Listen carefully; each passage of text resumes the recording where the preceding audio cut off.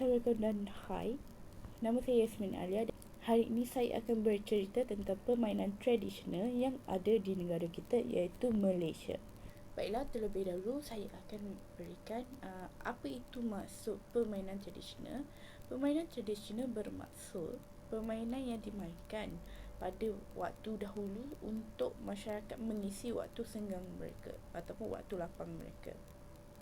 Permainan merupakan salah satu cara yang digunakan oleh masyarakat dahulu untuk menghiburkan diri mereka, kerana belum wujudnya media massa yang boleh digunakan untuk mereka berhibur bersama dengan rakan-rakan ataupun keluarga. Permainan tradisional pula dibahagikan kepada dua bahagian, iaitu permainan anjung dan juga permainan laman. Permainan anjung adalah jenis permainan tradisional yang mudah dan tidak memerlukan ruang yang luas, dan kebiasaannya dimainkan di anjung-anjung rumah, beranda rumah, ataupun boleh dimainkan secara indoor ataupun dalam kawasan rumah. Antara contoh permainan anjung adalah congkak, batu seremban dan dam haji. Manakala untuk permainan laman pula adalah untuk jenis permainan yang memerlukan pergerakan yang lincah dan ruang yang luas untuk bermainnya, seperti kabadi, galah panjang dan sepak raga. Pada hari ini saya telah memilih untuk bercerita tentang salah satu permainan yang berada di bawah jenis permainan laman, iaitu permainan guli atau juga dikenali sebagai kelereng. Alat utama yang digunakan dalam permainan guli adalah guli itu sendiri, dan guli itu pada asalnya dimainkan dengan menggunakan dua jenis guli yang berbeza, iaitu guli batu dan juga guli kapur. Dan bentuk alat permainan untuk permainan guli ataupun kelereng ni adalah berbentuk bulatan ataupun sfera. Untuk asal usul permainan ni dimainkan oleh serata masyarakat yang tinggal di Malaysia. Pada zaman dahulu, sebelum Perang Dunia I, guli diperbuat daripada potongan kayu-kayu yang dibulatkan untuk menjadi sebuah guli, sebiji guli. Dan selepas Perang Dunia Pertama terjadi, guli pula dibuat dengan penghasilan daripada bahan kapur dan juga simen, dan saiz guli yang dibuat adalah sebiji guli sebesar ibu jari kaki. Manakala sekarang guli diperbuat daripada bahan-bahan kaca, dan saiz guli pada zaman sekarang, pada waktu sekarang adalah daripada saiz jari kelingking kaki sehingga ke saiz ibu jari kaki. Permainan guli berada di bawah permainan laman adalah kerana permainan guli memerlukan gelanggangnya sendiri, dan gelanggang permainan guli dibuat di atas tanah, dan kebiasaannya permainan guli ini dimainkan semasa musim kemarau ataupun panas, kerana apabila kawasan tanah kering, perjalanan ataupun pergerakan guli akan jadi cantik. Tapi kalau permukaan tanah lembap ataupun tidak sekata oleh kerana hujan dan sebagainya, pergerakan guli tidak akan cantik dan akan menjadi lengit.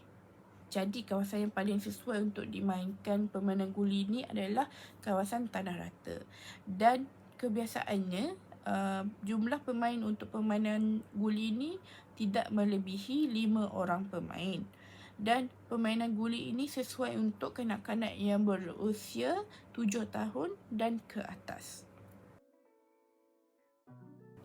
Cara-cara untuk bermain permainan guli: yang pertama, pemain perlu membuat satu bulatan dengan ukuran garisan pusatnya 1 meter, dan di tengah-tengah bulatan tersebut pemain akan menggunakan tumit kaki dan menghentak-hentak tanah untuk membuat satu lubang induk yang mempunyai kelebaran 10 cm dan sedalam 7 cm. Selepas itu, satu galisan panjang dilukis dengan jarak 3 meter daripada bulatan besar. Garisan panjang tu akan digunakan sebagai penanda pemula untuk pemain melempar guli mereka. Bagaimana cara pemain untuk menentukan giliran masing-masing adalah dengan melempar guli mereka ke dalam lubang induk di dalam bulatan yang besar itu. Jadi, pemilik guli yang berada paling hampir dengan lubang induk akan mendapat giliran yang pertama.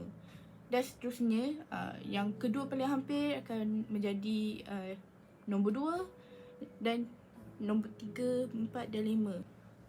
Jadi apabila giliran sudah ditentukan melalui kedudukan guli yang telah dilempar terlebih dahulu tadi, permainan pun bermula.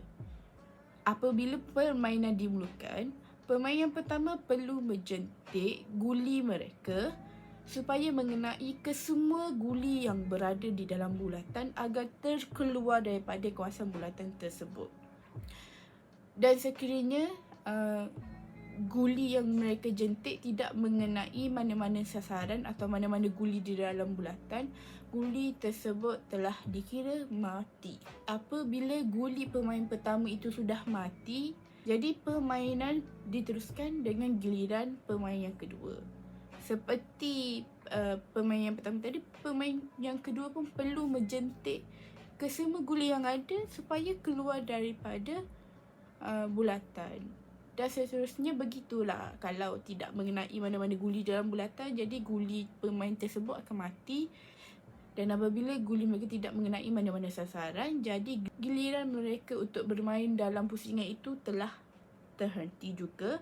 Dan pemain yang seterusnya akan menyambung permainan tersebut sampailah habis kelima pemain masuk pusingan yang seterusnya pula. Tetapi kalau ada pemain yang ingin melepaskan giliran mereka, pemain boleh berbuat sedemikian, tetapi pemain tersebut perlu melempar gulinya ke dalam lubang induk terlebih dahulu. Jadi amat penting untuk setiap pemain memastikan guli mereka sentiasa berada berdekatan dengan lubang induk supaya mudah untuk mereka mengawal permainan.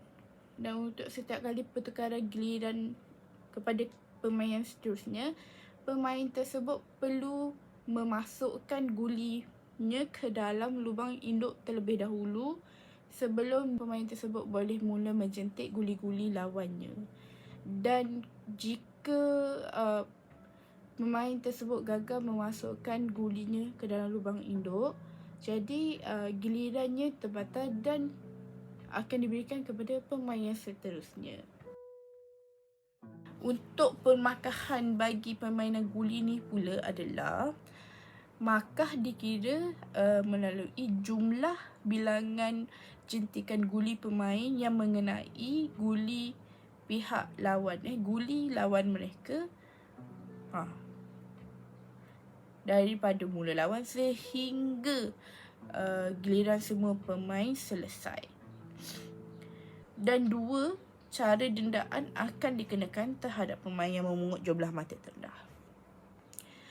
Jadi untuk pemain yang mendapat markah yang terendah ataupun mata yang terendah, pemain yang kalah tu perlu memasukkan guli miliknya ke dalam lubang induk dan semua pemain akan memangkah guli tersebut.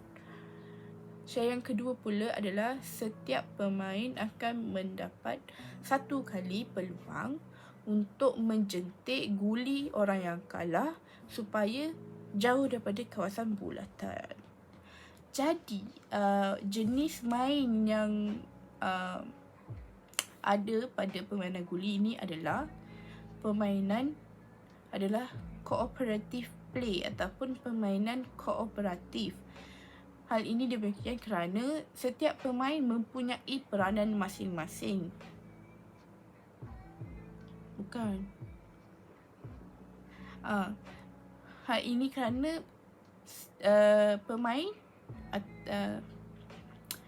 hal ini kerana pemain mempunyai peranan dan tugas, iaitu setiap pemain perlu berusaha untuk memangkah ataupun menjentik guli mereka untuk mengenai guli yang berada di dalam kawasan bulatan.